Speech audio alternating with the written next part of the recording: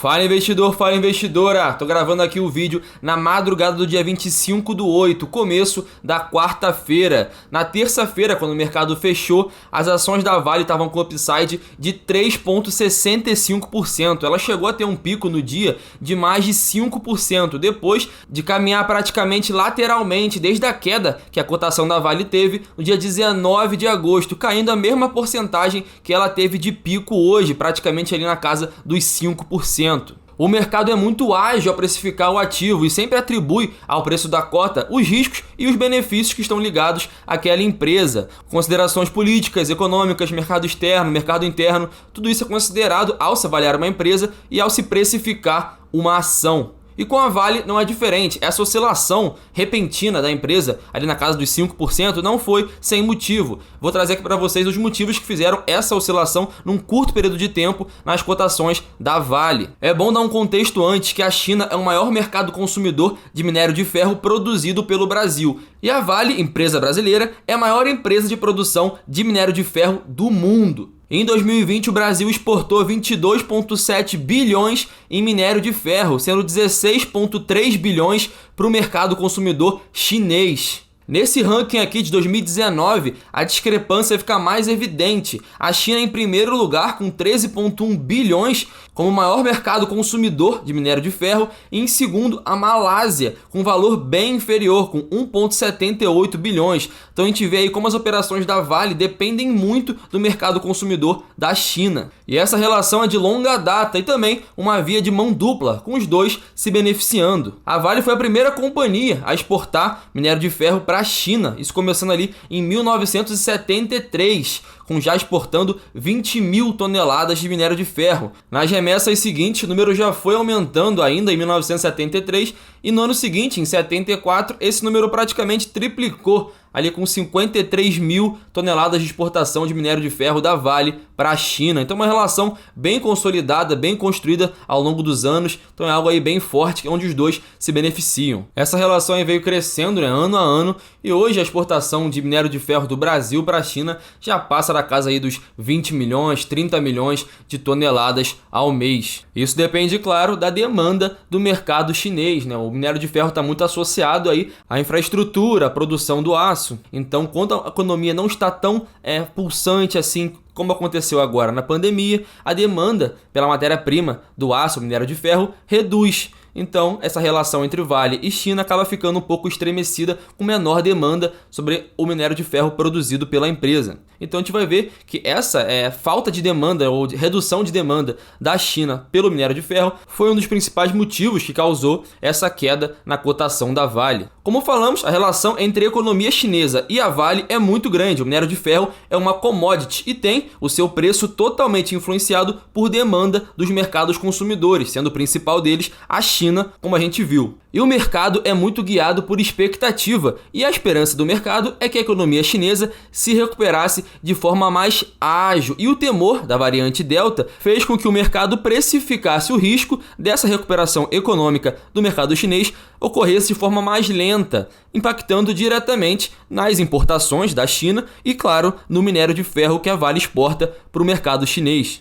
A gente pode ver que essa expectativa da queda do minério de ferro já era noticiado e informado como possível impacto nas operações da Vale e de outras empresas que trabalham com essa commodity. A gente vê aí a ação da Vale despenca após o minério de ferro derreter na China. A demanda do minério de ferro na China diminuiu e com isso a cotação da Vale foi fortemente impactada. A gente pode ver aqui, a variante Delta do coronavírus afeta fôlego da recuperação econômica da Ásia. Maiores empresas do continente devem registrar dos meses de julho a setembro sua primeira queda no lucro trimestral em 6 trimestres. Então toda essa expectativa aqui, todo esse caos causado aqui pela variante Delta fez com que essa esperança de recuperação das empresas asiáticas fosse aí fortemente impactada. O mercado precificou bem esse risco em relação à variante Delta. Como a gente falou, a questão do minério de ferro, que é uma commodity, é muito guiada à oferta e à demanda. A gente pode ver aqui que a demanda global do minério de ferro, puxado aí pelo menor consumo chinês, fez com que o preço do minério de ferro caísse consideravelmente. Ele chegou aí à menor cotação no ano de 2021 e ao menor nível nos últimos 9 meses. A gente pode ver aqui os dados do começo de agosto, que o preço do minério de ferro recuou em 2,7% no valor por tonelada. Em agosto teve uma desvalorização de 24,7%,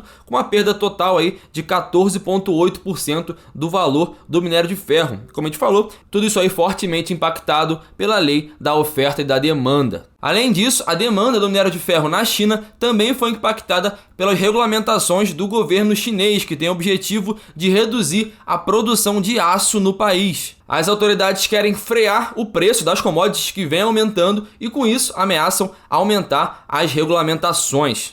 Agora eu sei, a pergunta que vem na sua cabeça é: ué, mas esse cenário todo mudou em poucos dias? O que aconteceu, não é? Vou te falar. Foram 2 fatores que causaram essa mudança de perspectiva do mercado em relação à empresa e que fizeram que no dia de hoje ela subisse aí uma valorização de mais de 5% e fechasse o dia aí num viés de alta com mais de 3% de valorização. Então vamos ver esses fatores que causaram esse upside da cotação da Vale. O primeiro fator é que o temor da variante Delta foi bem controlada pela China. Ela viveu um surto ali no começo de agosto, mas conseguiu registrar no dia 23 agora de agosto o primeiro dia sem nenhum novo caso do coronavírus. Foi o primeiro dia desde julho, desde o mês passado, que o país não teve nenhum novo caso registrado de Covid-19. O país fez lockdown, fez testes em larga escala e conseguiu aí depois de 2-3 semanas de surto, conseguir controlar os casos da variante Delta no país.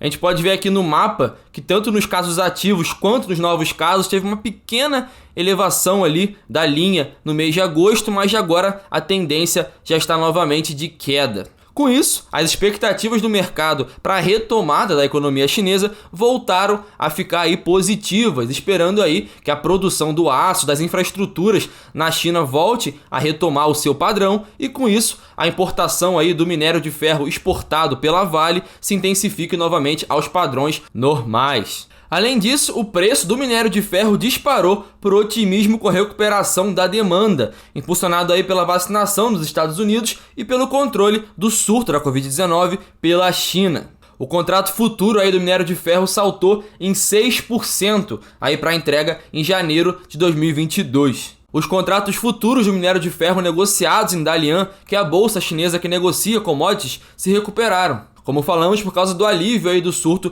da Covid-19 na China, que ajudou a acalmar os nervos do mercado após ele variar dias de liquidação por preocupações com a demanda do minério de ferro e das commodities no geral.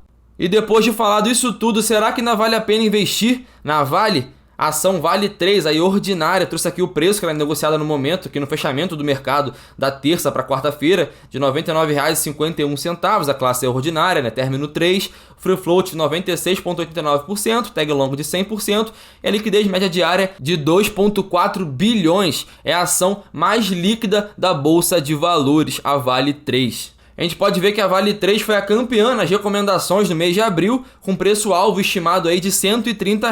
Pode ver que no momento ela está abaixo dos R$ 100, então seguindo aí essa metodologia de avaliação das casas de análise, ela fica aí no preço-alvo de R$ 130. Em 2021 a ação saltou aí em 20%, nos últimos 12 meses a alta chega a 177%, aí uma alta bem grande das ações da Vale.